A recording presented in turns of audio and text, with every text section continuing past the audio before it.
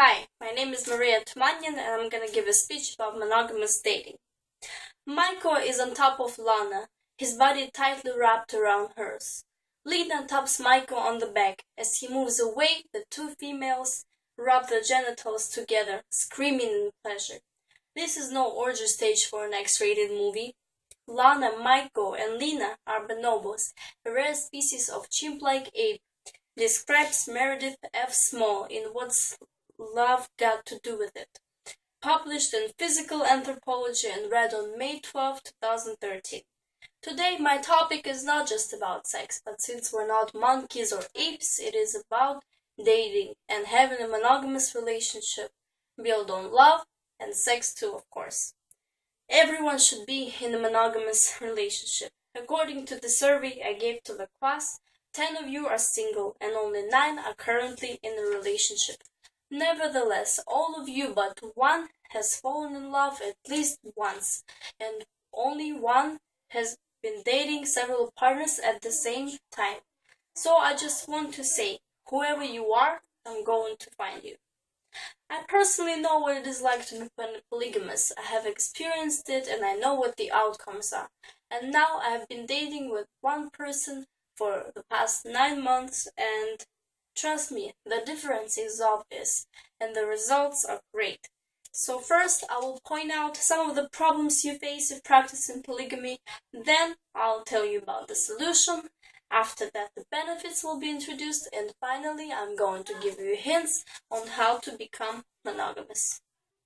First, let me scare you to death before your problems will do it for me. If you have sex, you may also have an STD, with subtle to noticeable symptoms, says Dr.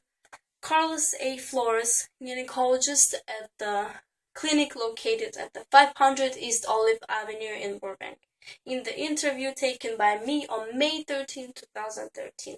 Whether you engage in oral, anal, or vaginal sex, you're vulnerable to STDs. Loneliness is waiting for the chance to strike once you're in the embraces of your multiple lovers.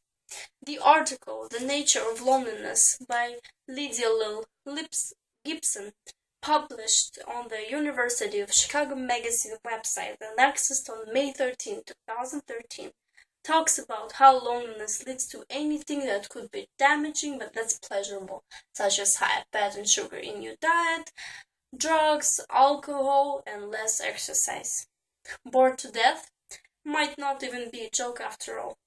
Boredom can also be chronic and can significantly alter one's health and well-being, says the article by Anna Mikula from Association of Psychological Science website, accessed on May 12, 2013. On a behavioral level, boredom has been linked with binge eating, drugs and alcohol, problems gambling, and even mortality. So what do you do when you're lost in this jungles of problems? Paying more attention to your classmates could open up a path to a bright monogamous future. In my survey taken on May 11, 2013, 100 USC students, 19 to 33 years old, from my cousin's psychology class, told me little about where one can find a lover. 14 of them said they met their current partner on the campus of the university or college they attended before. 18 through mutual friends, 26 were single, 16 met the lovers at clubs, restaurants, and other social places, 14 met online, and 12 admitted having several partners at the same time. Always remember, love will be your savior. Joel Longstaff, in his article Why Being in Love is One of the Best Ways to Stay Healthy, published on February 8, 2012, argues that love brings happiness, and when happy, our bodies release endorphins, which help us relax, enjoy good restful sleep, and boost the immune system. Once you found your one and only and fell in love, check him or her for STDs to make sure you date to mate and do it properly. It is important to be able to talk comfortably with your partner, not only about safer sex and STD testing, but also about monogamy and whether your relationship is or isn't exclusive, says Dr. Kirkosian, practitioner at Burbank Clinic in the interview I took on May 12, 2013. Finally, after checking your partner, you completely rescued and free to mate. The benefits are obvious.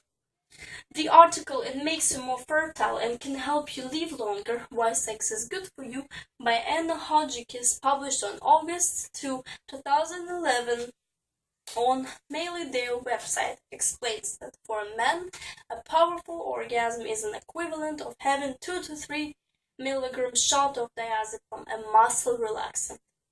An article called Why You Need Sex from the Doctor's TV website, accessed on May 15, 2013, also argues that sex reduces chronic pain. Dr. Lisa explains natural opiates in the brain, endorphins, can be released during sex to help relieve pain. Date to mate and love to rid off stress. Why being in love is one of the best ways to stay healthy states that those people in a loving, stable relationship are less likely to suffer from stress-related illnesses, as the support of a loving partner helps to manage stress levels, which in turn helps to reduce the chances of being affected by common illnesses such as colds and flu. And finally, of course, the less partners you have, the less likely you will acquire STDs, says Dr. Kirokosyan.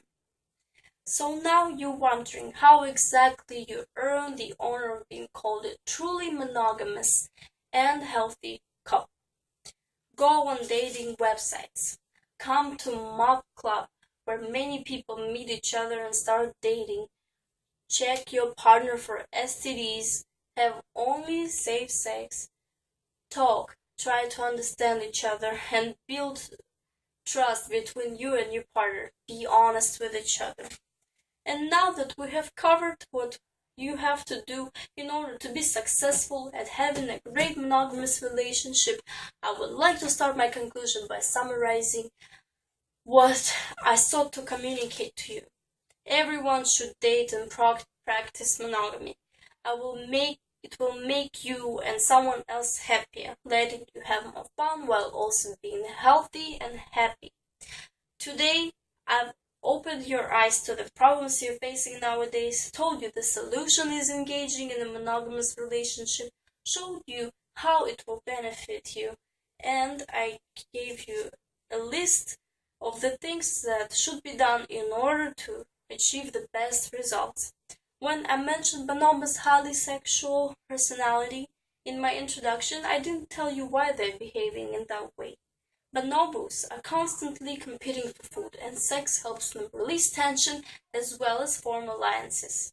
In a similar manner, people like us have been using sex for hundreds of thousands of years, except we're much more advanced. We have culture and morals, and much greater cranial capacity, which allows for a bigger brain.